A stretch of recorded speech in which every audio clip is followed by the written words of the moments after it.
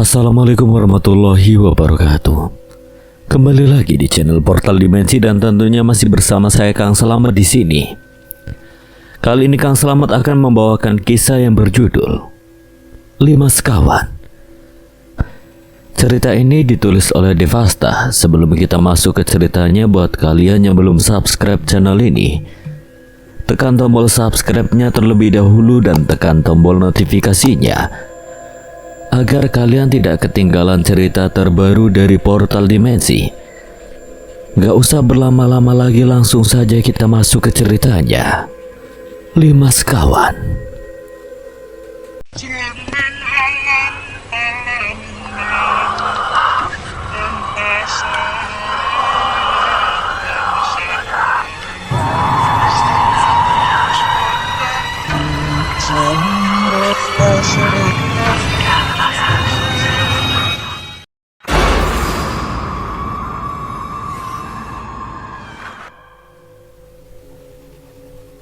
Ih kakak, gue sendiri kapan fotonya?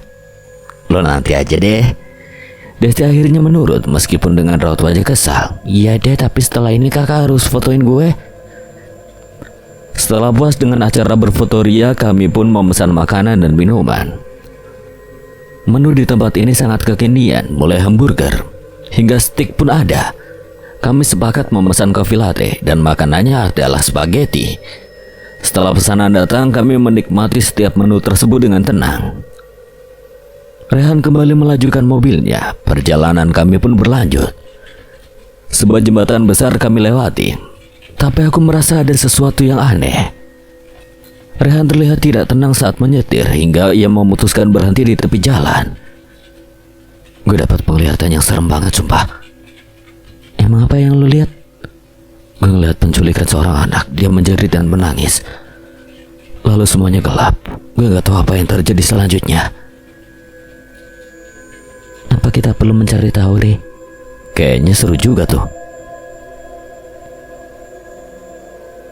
Oke, kita akan cari tahu kebenarannya. Gimana kalau sekalian nginep di sekitar sini? Gue setuju aja. Kalau nanti kita masukkan dalam catatan perjalanan, pasti keren nih.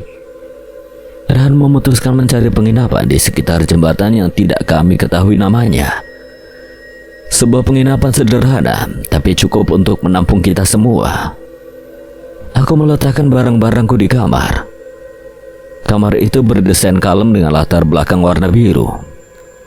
Aku dan Rehan sekamar, Desti dengan Alina, serta Kak Michael sendirian. Ri, lu kenapa?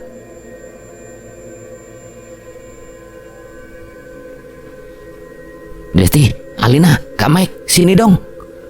Tak berapa lama yang lain pun datang. Ini Rehan kenapa? Rehan kelihatan pusing, ia tidak sadarkan diri. Ri, ayo bantu bawa ke dalam.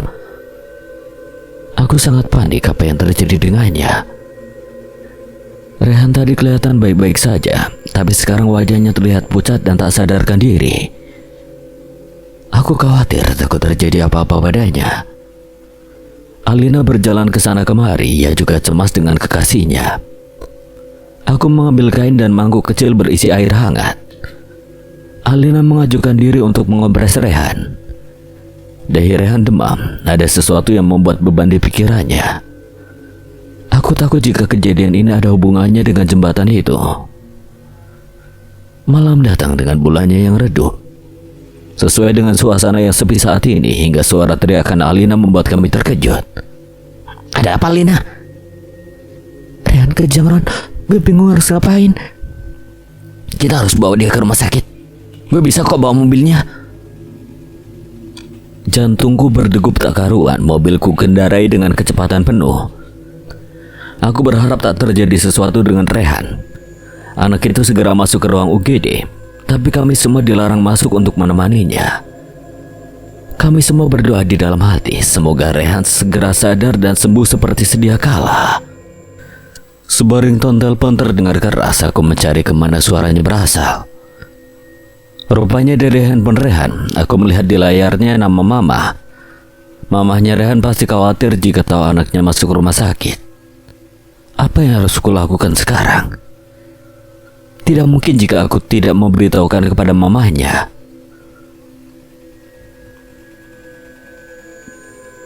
Halo Re, kok lama angkat teleponnya? Ini Roni tante, Rehan sedang tidur sekarang. Oh begitu, sampaikan agar ia tidak lupa makan dan istirahat. Baik tante, nanti saya sampaikan. Terima kasih Roni. Menurut dokter, Rehan hanya terlalu kecapean. Besok dia sudah boleh pulang, namun masih ada sesuatu yang mengganjal di pikiranku. Apa yang telah dilihat Rehan hingga ia masuk rumah sakit seperti ini? Jika ini ada hubungannya dengan jembatan itu, aku akan membantunya sebisa mungkin. Re, lu udah sadar? Gue gak apa-apa kok. Lu gak bisa bohongin gue, Re. Ini ada hubungannya dengan penunggu jembatan itu, iya kan? Ada sesuatu yang menghalangi gue mengungkap kebenaran itu. Apa gak sebaiknya kita akhiri aja penelusurannya? Menyelesaikan jurnal perjalanan itu sulit dan penuh resiko. Tapi kita udah sampai di pertengahan jalan. Apa kita mau mundur? Kita nggak boleh mundur. Ayo berjuang sama-sama. Jurnal perjalanan itu adalah harta berharga kami. Perjuangan perlu dilakukan untuk menyelesaikannya. Ada banyak misteri dan kebenaran yang harus terungkap pada orang banyak. Meskipun besar resiko dan perjuangan yang harus kami lalui. Semoga Tuhan memberkati di setiap langkah.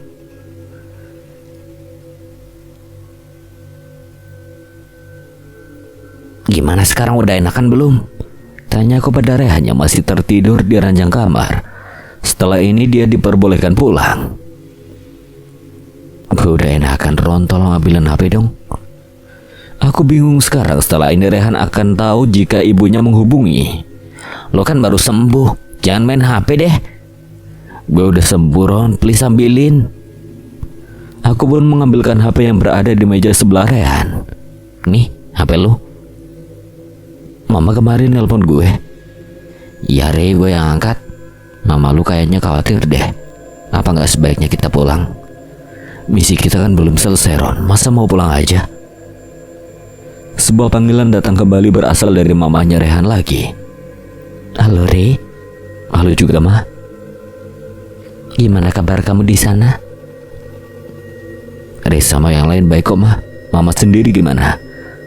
Mama juga baik. Kamu masih mau melanjutkan misi itu? Re dan teman-teman akan melanjutkannya. Memang kenapa, Ma? Perjalananmu itu penuh resiko. Apa gak sebaiknya kamu pulang aja? Re dan yang lain sepakat untuk menyelesaikannya. Mama doakan aja. Ya udah, kamu hati-hati. Iya, Ma. Re, lo mau kemana sih? Ada yang mau gue tanyain sama anak ini. Please jangan ganggu. Kami pun menjauh darinya. Mungkin Rehan sedang tidak ingin diganggu sekarang. Ia terlihat bercakap-cakap dengan seseorang, tapi kami tidak bisa melihatnya. Anak kecil itu adalah makhluk dari dimensi lain. Hanya Rehan yang mampu berinteraksi dengannya. Saat ini Rehan terlihat bersedih. Entah apa yang terjadi, aku pun juga tidak tahu. Tapi yang pasti arwah anak kecil itu penyebabnya. Aku mencoba mendekati Rehan kembali, menepuk pelan pundaknya agar tenang. Namun Rehan masih terisak. Aku bingung untuk melakukan apa. Sebenarnya apa yang terjadi, Re? Ceritanya rumit, Des. Tapi gue kasihan sama anak kecil ini. Emang dia kenapa? Anak itu korban wadal pendem. Seorang anak yang dijadikan tumbal untuk keselamatan jembatan ini. Dia diculik dari orang tuanya, diikat dan menangis tanpa bisa berteriak karena dibungkam. Lalu dikubur hidup-hidup di pondasi jembatan ini. Kemarin yang membuatku kejang adalah iblis penguasa jembatan. Dia yang menghalangiku untuk mengungkap kebenaran ini. Aduh, kasihannya, benar-benar tega orang itu. Memang ada berapa anak yang dijadiin tumbal? Ada puluhan. Tumbal yang dikubur atau dalam bahasa Jawanya wadal pendem adalah bentuk meminta keselamatan zaman penjajahan dulu. Kepercayaan animisme dan dinamisme yang masih kuat membuat tradisi terkutuk itu masih dilakukan. Tapi sekarang semua itu sudah sirna. Orang-orang sudah meninggalkan persembahan yang tidak manusiawi itu. Kalau tadi lari-lari sih. dia habis menemukan sebuah kebenaran jembatan itu. Kebenaran apa, Desti? Wadal pendem. Maksudnya apa, Ri? Tumbal yang dikubur hidup-hidup di jembatan itu, Kak.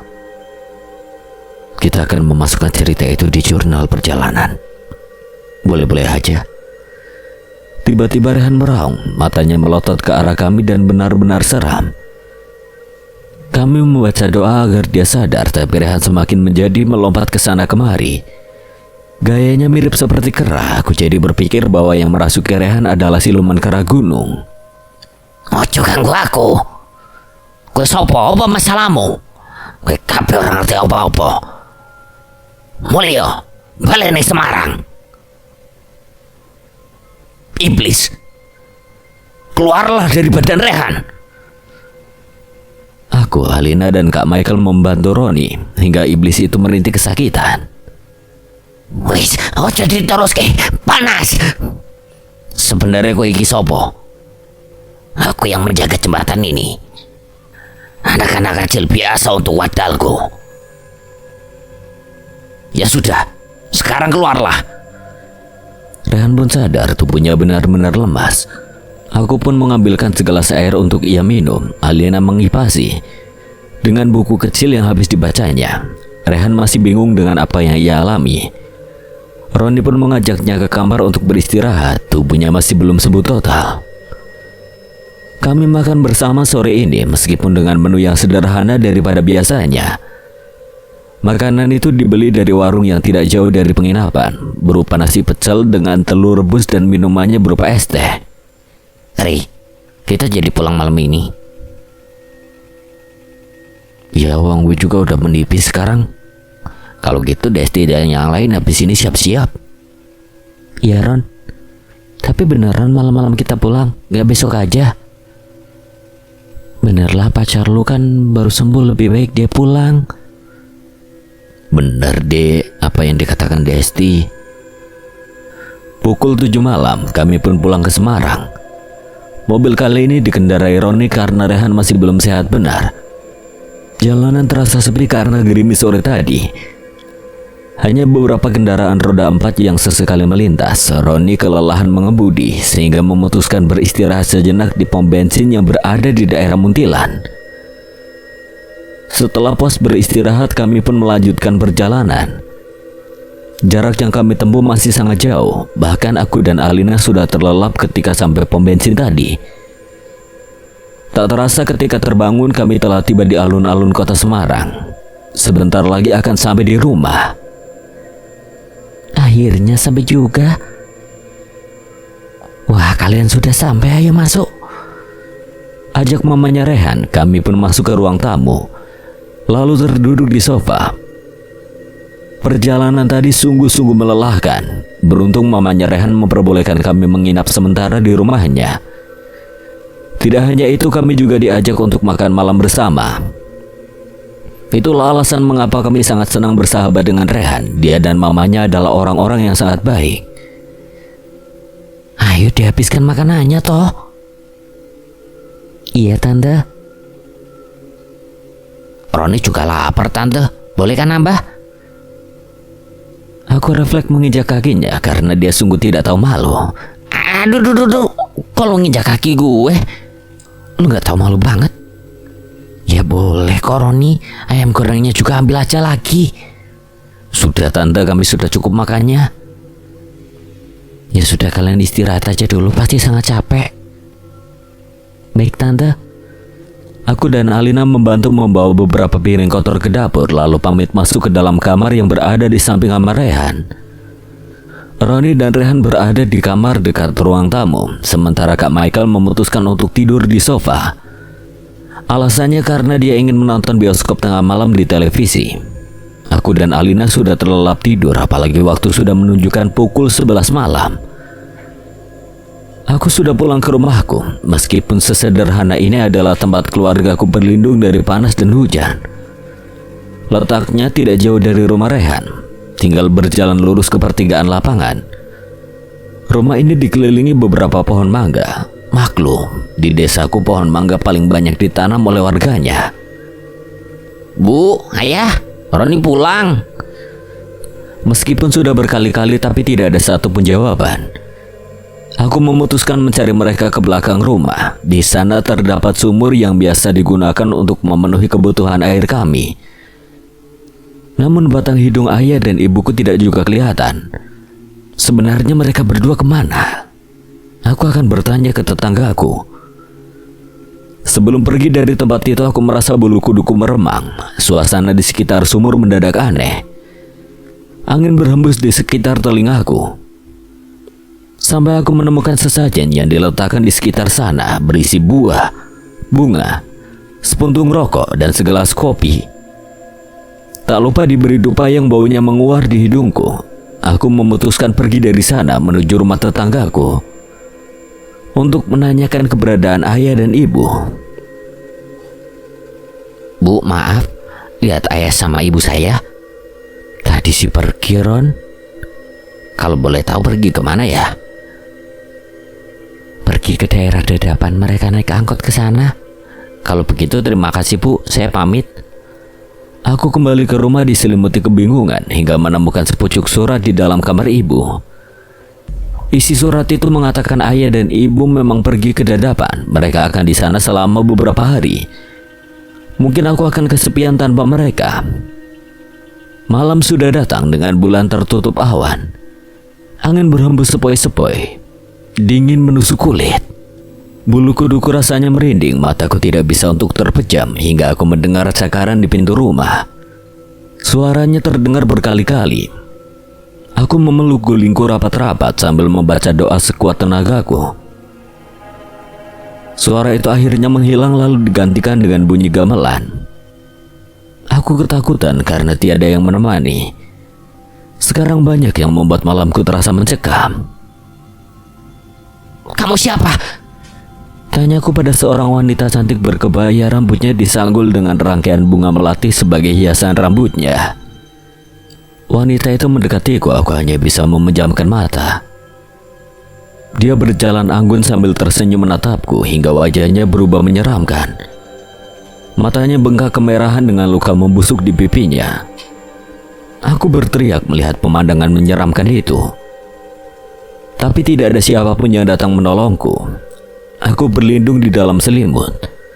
Setelahnya wanita itu sudah menghilang entah kemana. Aku terjaga sampai pagi karena takut hantu itu akan datang kembali. Sekarang sudah pukul 6 pagi. Aku memutuskan untuk menemui Rehan agar menyelesaikan masalahku. Jalanan hari ini cukup ramai karena banyak orang bersepeda pagi. Apalagi hari Minggu. Semua orang meninggalkan aktivitasnya untuk sementara. Tumben lo kesini, Ron. Ada orang datang bukannya disambut gitu? Baiklah Baginda Raja. Ada yang bisa hamba bantu? Siapkan minuman dingin untuk saya sekarang. Saya haus. Sudah bertamu ngelunjak lagi pengen nampol deh. Iya Re, maaf gue cuma bercanda. Ya udah masuk aja. Biar hati membuatkan Rehan dan aku minuman dingin. Aku meminumnya sampai habis. Mungkin karena haus setelah perjalanan ke rumah Rehan. Aku menatap sekeliling. Rupanya dari tadi mamanya Rehan tidak ada di rumah. Padahal hari ini libur bekerja. Aku jadi penasaran untuk bertanya pada Rehan. Mama lo kemana? Tumben gak kelihatan. Kayaknya pergi ke rumah tetangga deh. Oh ya, ada apa pagi-pagi ke rumah gue? Gue kesepian di rumah Re, jadi kesini deh. Lah, orang tua lu kemana emangnya? Mereka pergi ke dadapan selama beberapa hari. Kasiannya. Kurang asem lo, gue ketakutan sendiri tahu. Ya maaf, emang ada apa Ron? Gue tuh kemarin diteror hantu berkebaya. Sumpah serem banget Re. Jadi semalaman gue gak bisa tidur. Kok rumah lu jadi horor gitu? Gue juga gak tahu. Gimana kalau gue nginep di rumah lo? Boleh tuh, kan gue jadi punya temen. Ya deh, nanti bilang ke mama dulu. Mama udah pulang? Iya, tadi Bu Sari ada urusan. Are, boleh nggak mah nginep di rumah Roni? Boleh kok, sekalian aja bawa makanan biar nggak lapar. Makasih Tante. Iya Roni, sama-sama. Aku dan Re pergi ke rumahku. Suasananya lebih sepi daripada kemarin. Kami pun masuk ke kamar. Rehan meletakkan tasnya yang berisi pakaian di meja. Aku memutuskan mandi dan berganti pakaian sore ini, tapi perasaanku mendadak tidak enak. Ku coba menguatkan diri, hingga suara wanita menyanyikan lagu Jawa terdengar mengalun. Aku bergidik ngeri, secepat mungkin aku menyelesaikan mandiku dan kembali ke kamar. Lu kenapa Ron lari-larian? Tadi dengar wanita nyanyi lagu Jawa, serem banget deh pokoknya. Lu pasti paranoid. Kebanyakan nonton film horor sih. Ngawur aja lu. Gue takut beneran tahu. Yaudah, gue akan coba lihat ke kamar mandi. Tungguin gue. Gue mau ganti pakaian dulu. Yaudah, gue tungguin cepetan. Rehan berusaha menerawang dengan mata batinnya. Aku hanya menunggu dia yang terlihat mematung. Setelah itu Rehan mulai bereaksi. Kepalanya seolah berdenyut dan itu membuatku bingung melakukan apa. Re, lu gak apa-apa? Gue udah gak apa-apa. Tadi penglihatanku membuka sebuah kebenaran. Maksud lu apa, Re? Lu adalah wadal atau tumbal selanjutnya. Lu jangan ngaco deh, Re. Harusnya gue gak ngebocorin rahasia ini, tapi karena demi keselamatan lo, gue buka semuanya. Orang tua lo bukan pergi untuk apapun, kecuali mereka datang ke tempat pemujaan Nyai Dawo. Siapa itu Nyai Dawo itu, Ri? Nyai Dawo adalah ratu penari di alam gaib. Jiwanya dipenuhi hasrat untuk membunuh manusia. Pertama dengan cara merayu lelaki, lalu kedua dengan memberi pesugihan. Gue gak nyangka semua ini bakal terjadi. Lo harus bilang ke mereka untuk berhenti. Gue akan coba, Re. Hari telah berganti, orang tua aku sudah pulang sekarang. Aku merasa bingung. Apakah aku harus berterus terang menghentikan pesugihan mereka? Aku merasa tidak enak hati. Suasana di rumah terasa canggung. Tidak ada yang berani membuka percakapan. Bu, Ayah, apakah ada yang kalian sembunyikan dariku? Maksud kamu apa, Ron? Kalian melakukan pesugihan pada Nyi Dawo dan berusaha menjadikanku tumbal, kan? Mereka berdua terlihat panik mendengar ucapanku. Kamu tahu dari mana? Kalian gak perlu tahu dari mananya. Aku ingin kalian menghentikan semuanya sebelum terlambat. Maafkan ibu dan ayahmu, Ron. Baik, Ron, ayah akan menghentikan semuanya. Tapi ayah... Tidak, Bu, ini semuanya menyangkut Roni. Apakah kita akan rela kehilangan dia? Baik, kalau itu keputusan ayah, aku patuh. Setelah keputusan tersebut diambil, kehidupan kami kembali seperti dulu. Ayah kembali berjualan soto bersama ibu di warungnya dulu, hingga kebakaran membuat semuanya hancur tak bersisa. Uang dan harta kami lenyap di lahap si jago merah. Bahkan ayah mengalami luka bakar yang cukup serius. Tapi semua itu memberikan pelajaran untuk keluargaku bahwa pekerjaan yang halal dan baik masih ada. Lalu untuk apa mencari pekerjaan yang jelas dilarang oleh Tuhan? Hari ini banyak pesan datang dari grup WhatsAppku yang namanya 5 Sekawan. Grup itu beranggotakan aku, Roni, Rehan, Alina, dan Kak Michael. Aku yang sedang asik menikmati segelas kopi latte jadi ikut bergabung. Gimana rencananya kita ngelanjutin perjalanannya? Yalah, kita lanjutin. Kan udah nyampe tengah-tengah. Gue dan Alina mah ngikut aja. Kita lanjut kemana emangnya? Gimana kalau hutan Daru? Emang itu di mana, Re? Di Jawa Timur. Gue lupa nama daerahnya. Ya udah, gue ngikut asalkan tempatnya seru. Gimana Kak Michael? Ya setuju. Kita berangkatnya kapan nih? Besok aja. Oh, oke deh. Aku menyiapkan keperluan yang akan aku bawa besok. Mulai dari pakaian hingga peralatan kecantikanku. Tak lupa membawa kamera untuk mengabadikan momen. Aku tidak mau kalah dengan Rehan yang setiap pergi membawa favoritnya. Pagi ini kami berkumpul di rumah Rehan untuk perjalanan selanjutnya. Alas Daru.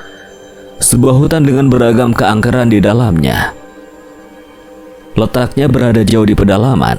Kami harus menyiapkan keberanian untuk menghadapi setiap resiko yang berada di sana nantinya. Rehan menggunakan kaos lengan pendek bertuliskan boy, bawahannya jeans abu-abu yang senada dengan warna sepatu hitamnya. Aku terpesona dengan ketampanannya, tapi apalah daya, dia sudah menjadi milik orang lain. Kebersamaanku dengan Rehan dulu sekarang telah lenyap di bawah angin sore. Sekarang laki-laki itu lebih fokus pada kekasihnya. Lu kok bengong? Gak apa-apa, Ri. Gue ke Alina dulu ya.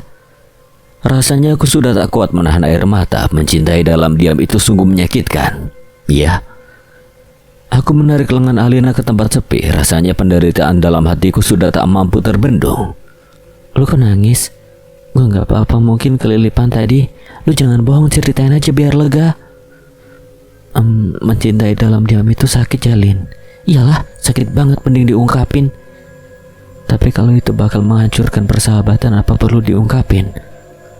Lu kok jadi ngawur gini sih? Mending kita balik ke teman-teman. Aku menghapus air mataku yang masih tersisa, lalu mengikuti ajakan Alina. Roni mendekatiku, wajahnya terlihat bingung saat melihatku.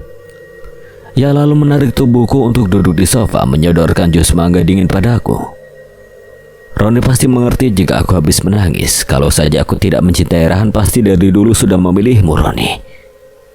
Lu sebenarnya kenapa? Gue gak apa-apa kok. Lu pasti bohong. Apa salah gue mencintai seseorang, Ron? Gak ada yang salah dengan cinta. Emang siapa yang bisa masuk di hati lo? Rehan. Dia udah punya pacar, Desti. Apa lo gak bisa biarin dia bahagia? Bukan gitu, Ron. Dari dulu kita selalu bersama, bermain di lapangan bersama, bahkan selalu ada untuknya. Kenyamanan itu yang membuat rasa suka di hatiku menjadi cinta. Apa itu salah? Sesuatu yang sudah ada pasangannya tidak mungkin bisa direbut. Di sini kan masih ada gue yang bisa mencintai lo.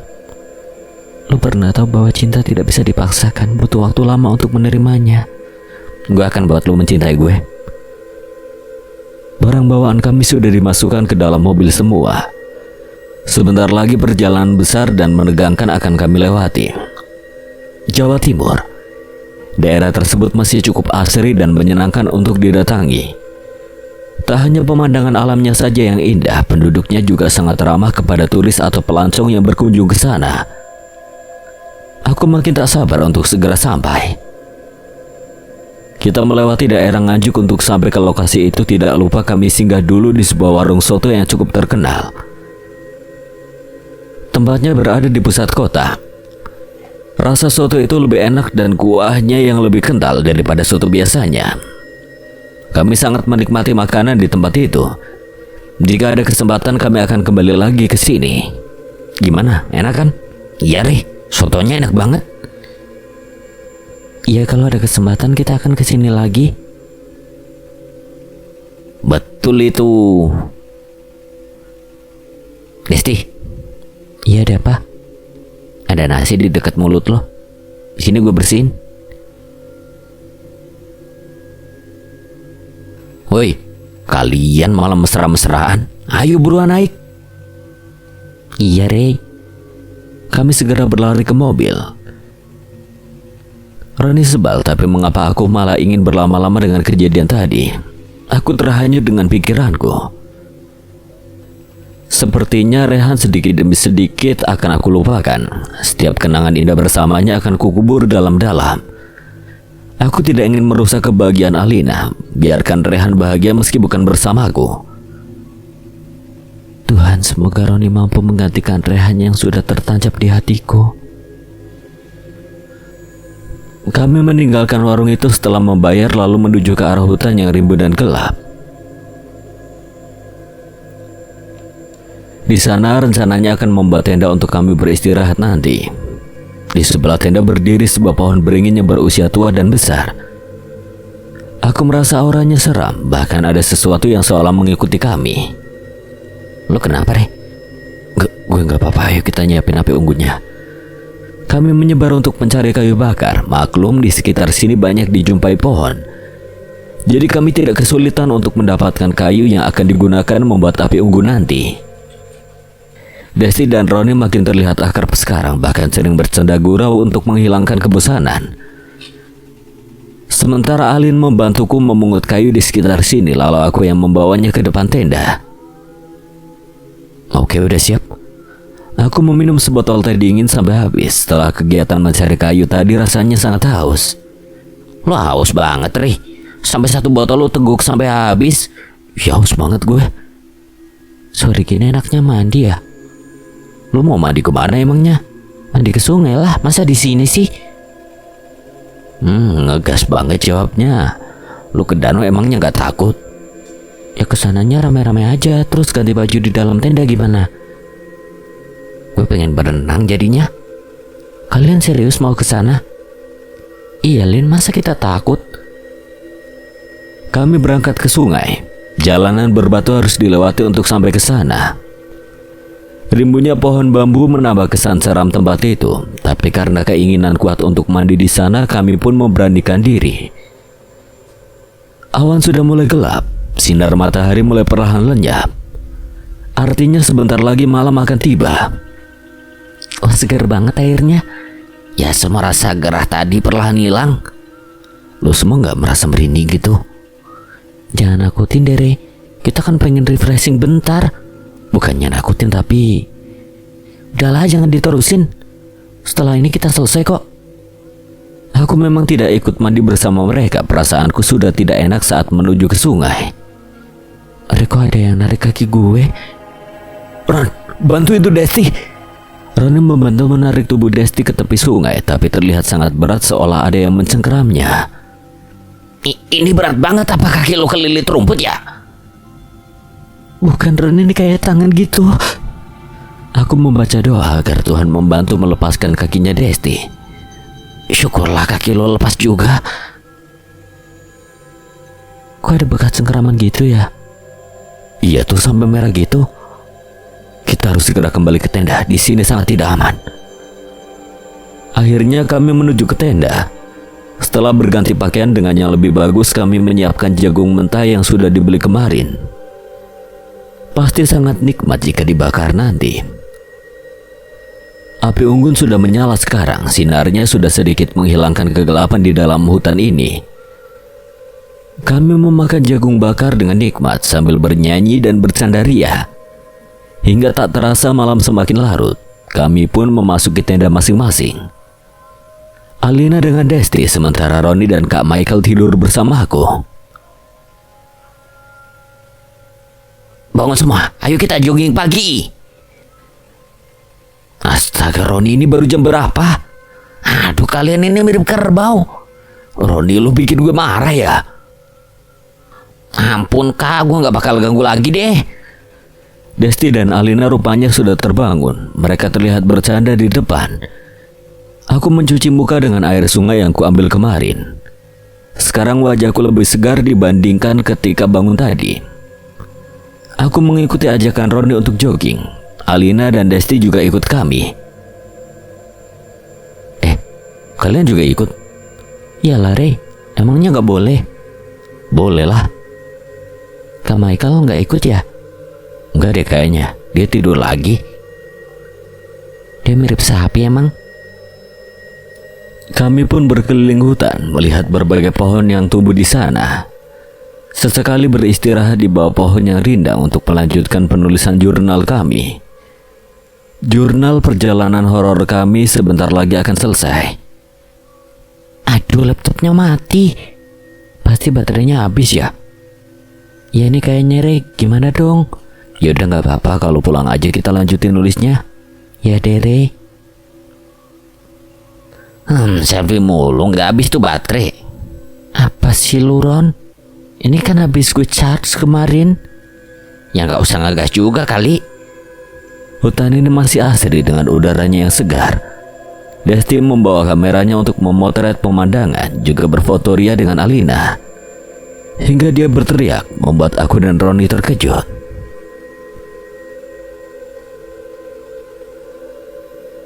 Lu kenapa sih?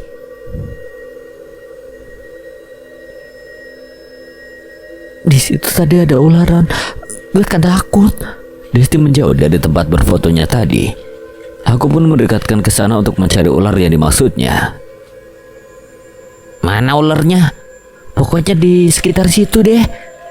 Aku mengambil sepotong bambu berukuran sedang, lalu kugunakan untuk mengusir ular yang bersembunyi di semak-semak. Benar saja, ular itu keluar dari persembunyiannya dan melarikan diri. Kami pun lega ular itu pergi dan tidak mengganggu. Ayo, kita balik ke tenda aja. Iya deh, kayaknya di sini nggak aman. Desti dan Roni mengikuti langkahku bersama Alina ke tenda. Di hutan ini memang masih banyak hewan liar seperti ular dan yang lainnya. Itu alasan kami harus berhati-hati terhadap segala resiko yang terjadi. Kami sampai di tenda lalu meminum sisa air putih yang ada di botol. Aduh, perjalanan tadi cukup capek juga. Gak usah ngeluh, kan lu sendiri yang ngajak jogging tadi. Iya Dere, maaf. Gimana kalau kita main truth or dare biar gak bosan? Kayaknya seru tuh. Gue juga mau ikut dong. Lo ikut gak, Rey? Terserah deh. Oke, kita bimba dulu. Nanti yang kalah dapat giliran pertama. Ternyata aku yang mendapatkan urutan pertama. Sungguh membuatku kesal. Aduh, kok gue duluan? Iya, Rey duluan. Lo milih apa? Truth or dare? Gue pilih truth aja deh. Oke, gue yang tanya duluan. Apa lo pernah ada masalah sama Alina selama pacaran? Namanya pacaran pasti ada masalah. Kadang ada salah paham di antara kami. Misal cemburu atau perbedaan pendapat itu pasti ada. Iya, sekarang giliran gue yang tanya ya. Kenapa lo bisa suka sama Alina? Pertama, Alina itu cantik. Dia baik juga dan juga perhatian. Rehan kelihatan malu-malu. Gue yang bertanya, apa lo pernah ada perasaan sama orang lain selain gue? Lo ini gimana sih? Jelas-jelas lo orang pertama yang singgah di hati gue. Sekarang wajah Alina terlihat bersemu karena malu. Iya, Alina malu-malu tuh. Pulpennya diputar di atas laptop sebagai penentu giliran bermain jatuh pada Desti. Kami pun tidak sabar untuk segera menanyainya. Gue yang bertanya sekarang, apa ada orang yang spesial di hati lo? Desti terlihat bingung. Gue mau pipis dulu ya.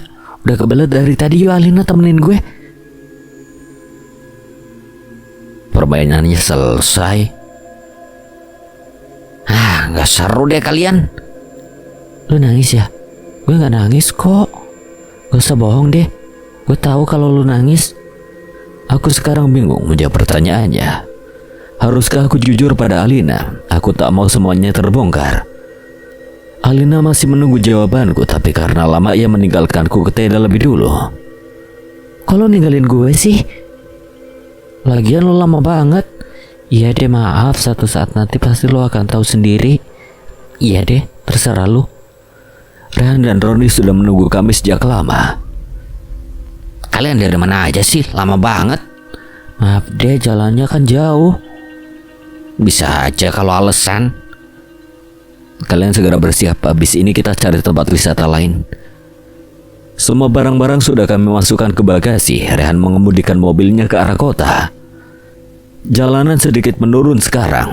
Rencananya kami akan jalan-jalan ke pantai. Namun pantai-pantai yang kami kunjungi bukan sesuatu yang biasa. Pantai itu terkenal dengan keangkerannya.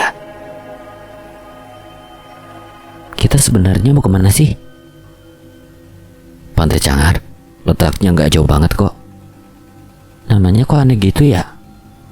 Udah, kalian jangan banyak tanya terus. Kalau ngegas sih Ron, kita kan tanya Rehan bukan lu. Dah, jangan berantem mulu. Iya Re, maaf. Wah, kita udah sampai nih. Roni turun dari mobil dengan girang saat melihat pantai yang mempesona ada di depan mata. Emang indah ya pantainya? Kok kalian bilang serem sih? Emang indah, tapi kan lo belum tahu apa yang ada di dalamnya. Kami pun duduk di pasir pantai yang putih menikmati semilir angin yang membuat mata mengantuk. Laut yang airnya biru seolah menjadi bingkai keindahan ciptaan Tuhan. Roni menyusun istana pasir dengan tangan. Aku pun berinisiatif membantunya. Sekarang istana itu sudah jadi. Tapi karena deburan ombak yang lumayan besar, istana kami hancur. Ya hancur deh. Udah nggak apa-apa, kita buat lagi aja. Gak males, mending gue minum es kelapa muda. Lu kok ninggalin gue sih? Maaf Ron, gue kan haus. Beli es gak ngajak kami. Gue udah haus banget Rey. Lin, lo mau juga? Ya Rey, gue mau. Yang berdoa nih ya. Apalah daya yang jomblo kayak gue. Kak Michael ikut berkomentar setelah beberapa jam diam. Kalian iri bilang aja. Tempat penjual es kelapa muda itu sangat nyaman, apalagi terdapat gubuk kecil untuk kami berteduh. Pohon kelapa nampak menari tertiup angin. Tak terasa, mata kami terpejam hingga beberapa jam. Tiba-tiba Rehan terbangun. Lu kenapa Rey? Gue mimpi buruk barusan. Emang lo mimpiin apa Rey? Ada seorang wanita cantik yang mendekat ke gue di pantai ini. Tapi rupanya wajahnya rata dan kakinya tidak menapak tanah. Lu bikin takut aja Rey. Maaf, gue kan cuma mimpi buruk. Mimpi itu bunga tidur, Rey. Semoga tidak ada hal buruk yang terjadi. Di bawah pohon kelapa, terlihat Kak Michael sedang menatap sesuatu. Kak, lu ngapain di sini?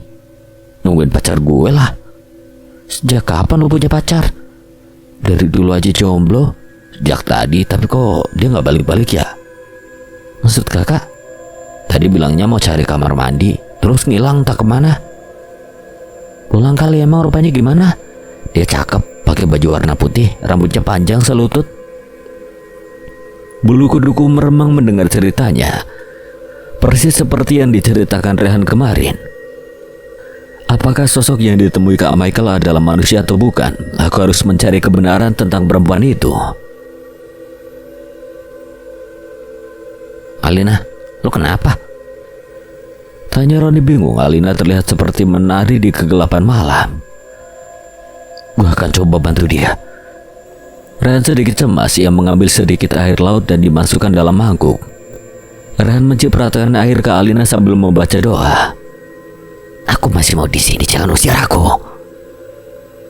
Pergi kau iblis terkutuk. Roni, Desti, terus pegangi dia. Iya, Rey. Alina masih dirasuki iblis yang penuh dengan kebencian itu. Entah dendam apa yang membuatnya seperti itu. Tapi pasti setelah ini kami akan tahu sebuah kebenaran lagi tentang pantai angker ini, serta hantu perempuan yang mengganggu kami. Tak berapa lama Alina akhirnya sadar. Kami memberikan air minum yang dibeli di warung tadi, tak jauh dari pantai ini. Lalu meminta Alina agar segera beristirahat agar badannya kembali fit. Di malam ini bulan nampaknya enggan bersinar. Awan mendung menutupinya dengan erat. Rey, lu kenapa? Enggak apa-apa. Enggak apa-apa kok. Gue hanya dapat penglihatan sedikit. Darawati, seorang penari yang akhirnya menikah dengan juragan beras terkaya sepulau Jawa. Namun kehidupan pernikahan mereka tidak berjalan mulus. Ada apa, Rey? Ada tragedi pembunuhan, darah yang membasahi lantai. Lalu semuanya gelap. Gue gak bisa ngelihat kejadian selanjutnya. Masih ada rahasia yang belum terpecahkan. Martina masih menunggu suaminya yang tidak kunjung pulang, padahal matahari sudah hampir muncul untuk menyinari bumi. Batin perempuan itu gelisah, takut terjadi sesuatu yang tidak diinginkan pada suaminya. Apalagi Danarto adalah tulang punggung Martina dan anaknya yang masih bayi. Bu, ada kabar buruk. Kabar apa, Pak? Danarto hilang terbawa ombak. Jadi seperti itulah mas ceritanya.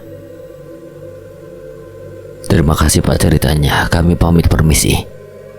Ya mas, silakan, hati-hati. Sungguh malang nasib Martina dan keluarganya. Takdir tiada yang tahu. Semuanya itu hanya mengatur. Tapi kok ada yang aneh dengan ceritanya? Masa tergulung ombak bapak itu tidak kunjung ditemukan? Mungkin aja dimakan ikan. Kakak ini ngawur aja. Kalian pernah dengar kisah kuntilanak duyung? Apa tuh? Lo jangan ngaco deh, Ron. Beneran tahu, bentuknya kayak putri duyung tapi menyeramkan. Mungkin makhluk mitologi dalam mimpinya Roni. Kak, kalau nggak tahu nggak usah ikut campur. Terserah lu deh. Setelah perdebatan mereka yang tidak penting, mereka memutuskan beristirahat di penginapan dekat pantai.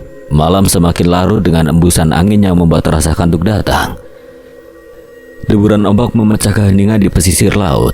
Bintang-bintang masih setia menjadi teman nelayan dalam mencari ikan. Gue lihat sirip ikan.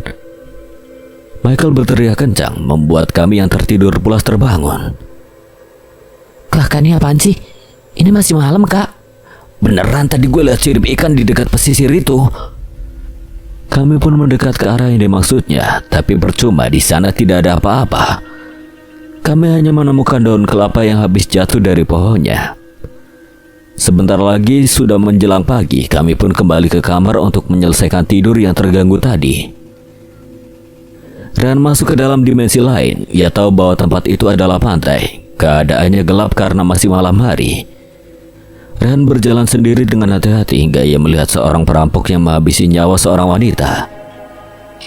Rehan terkejut dengan apa yang dilihatnya. Wanita berambut selutut itu dihabisi dengan keji. Jasadnya dibuang ke laut dengan tak manusiawi.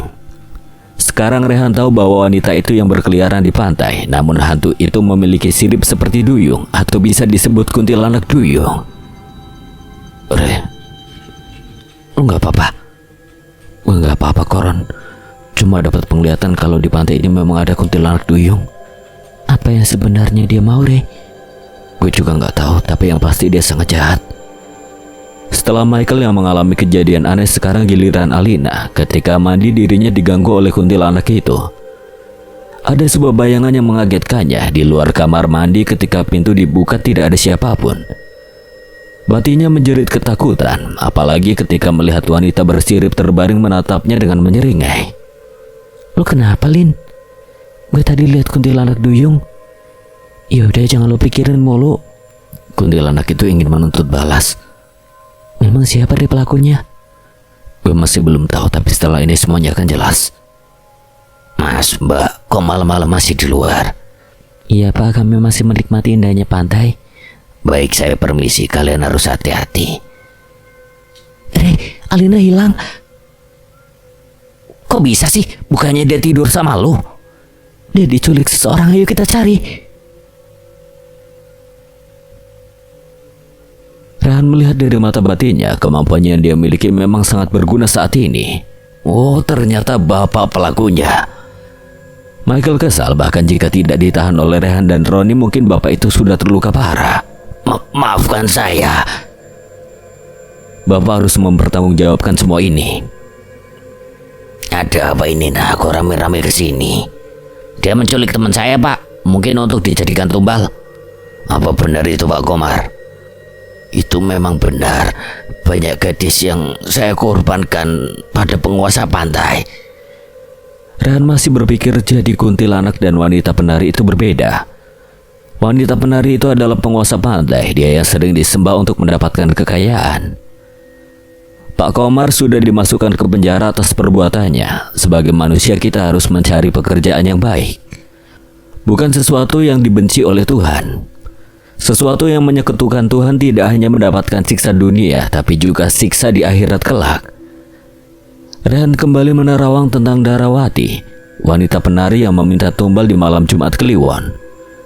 Wanita itu rupanya dibunuh oleh istri pertama suaminya. Darawati dianggap perebut kebahagiaannya, sehingga dikirimkannya santet di malam Jumat. Perut Darawati membesar, lalu mulutnya mengeluarkan banyak darah sampai nyawanya tak tertolong. Hingga arwahnya gentayangan ke laut dan mencari tumbal. Tumbal itu digunakan untuk memperkuat tenaganya, lalu Darawati pun mampu membalaskan dendam pada dukun dan istri pertama suaminya. Namun ia masih tidak berhenti mencari tumbal gadis, bahkan dalam setahun sudah ratusan yang menjadi korbannya. Semoga Tuhan menyelamatkan pengunjung pantai ini darinya. Karena itu jika pergi ke satu tempat, kita diperintahkan untuk berdoa terlebih dahulu. Re, udah sore nih, kita pulang. Ya, segera siap-siap deh. Oke, Re. Ayo kalian beresin barang-barangnya. Desti dan Alina memasukkan barang-barang mereka ke mobil dibantu Roni. Sore ini senja begitu indah dilihat mata.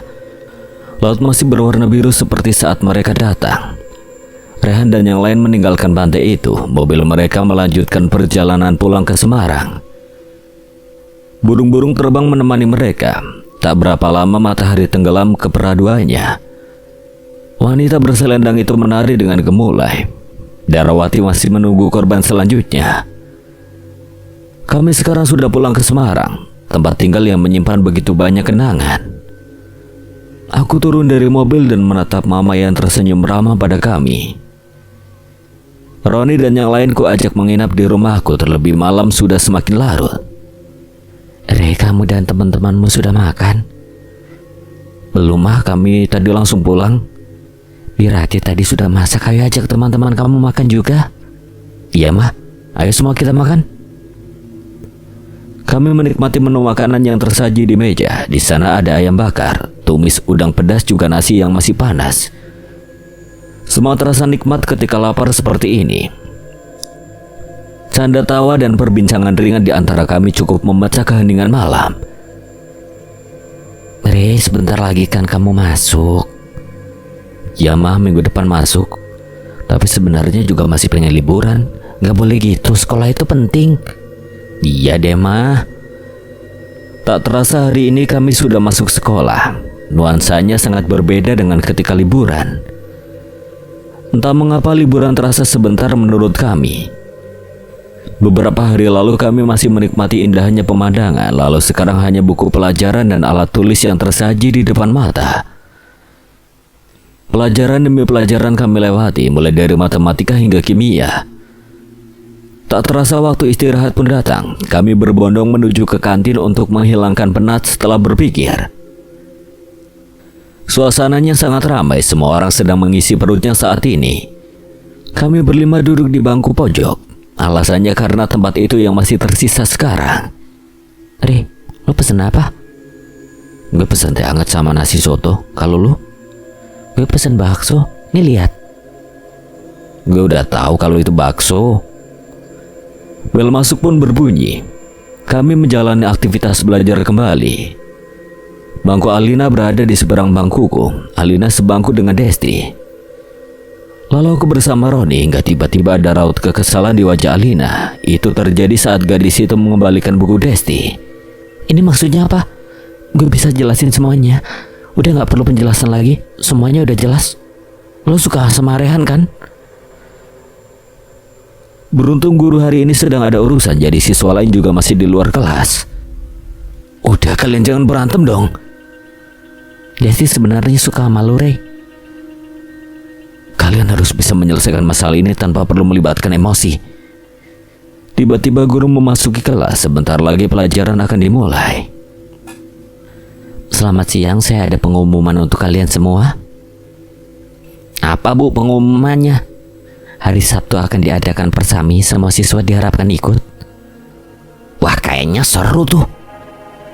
Jadi saya minta persetujuan orang tua kalian. Ini suratnya.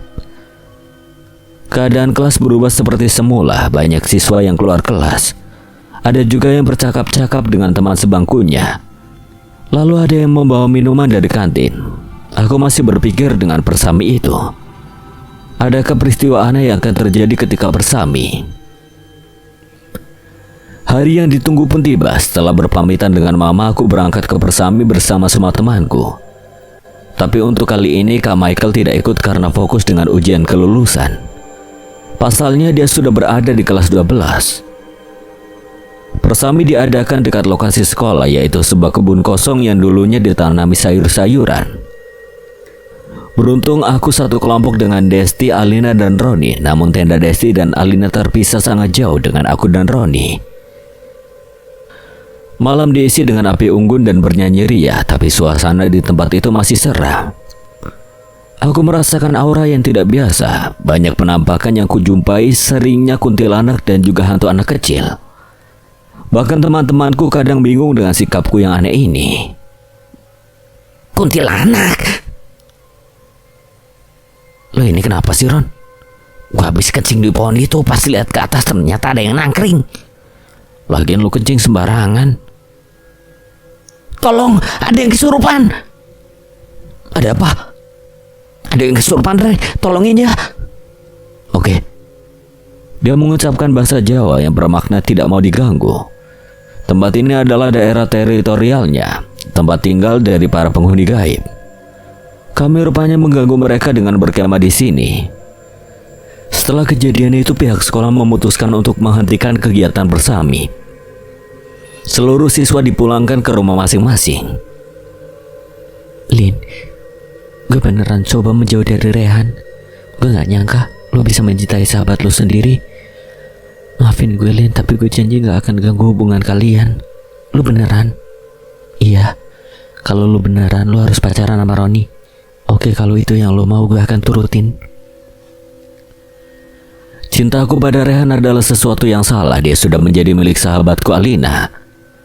Apa aku pantas merebut kebahagiaan orang lain? Sebaiknya aku tidak mengacaukannya. Roni adalah seseorang yang mencintaiku dengan tulus. Seharusnya aku bisa menerimanya. Tuhan menciptakan cinta begitu indah, meski cinta tumbuh sesuka hatinya. Kadang di tempat yang lembab, bahkan juga di tempat gersang, aku sudah mendapatkan pelajaran berharga dari cinta. Cinta kadang bahagia meski tak memiliki. Alur bahagia adalah ketika kita mampu mengikhlaskannya. Jurnal yang kami tulis telah selesai, bahkan dimasukkan ke website pribadi kami untuk memperbanyak pembaca. Tak terasa dari yang pembacanya hanya 10 orang, kini sudah mencapai ratusan. Semua orang memberikan apresiasi untuk jurnal perjalanan tersebut. Bahkan ada yang merepostnya ke sosial media mereka. Kami pun senang dengan pencapaian ini. Roni diculik. Gimana ceritanya dia diculik? Tadi gue lihat dia berjalan sendiri. Lalu ada bapak yang mendekat dan membakar mulutnya. Setelah itu Roni dimasukkan ke dalam mobil. Apa yang harus kita lakukan? Kita harus lapor polisi. Lebih baik jangan dulu. Kita harus mencarinya. Dia sering bawa handphone. Mending kita lacak deh. Setelah mengetahui keberadaannya, kami pun segera bergegas ke sana menggunakan mobil Rehan. Keadaan jalan sangat macet saat ini. Aku menjadi khawatir sekaligus kesal. Kami tidak mengetahui penculikan tersebut secara langsung. Mengapa ada orang yang menculik Roni? Apa salahnya?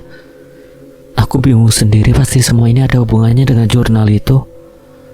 Penculik itu harus segera tertangkap. Aku ingin Roni selamat. Kami sudah sampai di lokasi penyekapan Roni. Dengan waspada kami masuk ke gudang itu. Di sana ada 3 orang yang mengawasi. Kami pun melangkah sambil membawa sepotong kayu. Penculik itu melawan, bahkan menggunakan senjata tajam untuk melukai kami. Awas, Ray. Kami memukul semua penculik itu hingga pingsan, lalu mengikatnya sekuat mungkin. Namun keadaan Roni sangat memprihatinkan sekarang. Perutnya bersimbah darah seperti terkena tusukan. Rehan menelpon polisi, lalu menceritakan semua yang terjadi. Rupanya penculik itu adalah pembunuh wanita di pantai. Mereka takut jika nantinya jurnal kami bisa membuka rahasia mereka. Beruntung sekarang semuanya telah jelas. Semua penculik itu dimasukkan dalam penjara. Ron, lo harus kuat. Kalian diharapkan menunggu di luar. Semoga dia baik-baik saja. Tiba-tiba orang tua Roni datang. Bagaimana kondisi Roni? Dia sekarang ditangani dokter, Bu. Ini semua pasti gara-gara jurnal itu. Ibu kan sudah melarang kalian untuk meneruskannya. Maafkan kami, Bu. Kondisi Roni sudah membaik sekarang. Bahkan dia sudah diperbolehkan untuk pulang. Rehan dan yang lainnya membawakan buah-buahan untuk Roni. Mereka begitu menyayangi temannya itu. Semua perjalanan mereka sudah berakhir. Tidak hanya suka dan duka yang terjadi, namun perjalanan mereka dibumbui berbagai hal. Mulai cinta, persahabatan yang tulus, perjuangan, kisah seram, pertengkaran, semua itu pasti ada di dalam kehidupan manusia. Udah enakan belum? Dah, jahitannya juga udah kering kok. Sini, gue pegang. Kurang asem lo, Re. Iya, gue bercanda, Ron. Gue tadi beli martabak buat lo, Ron. Nih. Wah, kayaknya enak nih. Makasih ya. Cie, ada pasangan baru nih. Roni memelototi Rehan. Awas aja lo, Re. Jurnal yang mereka buat memberi pengetahuan untuk orang lain, bahkan pelajaran berharga yang akan selalu dikenang. bahwa kita berdampingan dengan sesuatu yang kasat mata. Bagaimana caranya agar kita saling menghargai keberadaan masing-masing? Roni belajar tentang kewaspadaan. Setelah perjalanan ini, kejahatan pasti akan selalu mengintai, bahkan bisa membawa korban.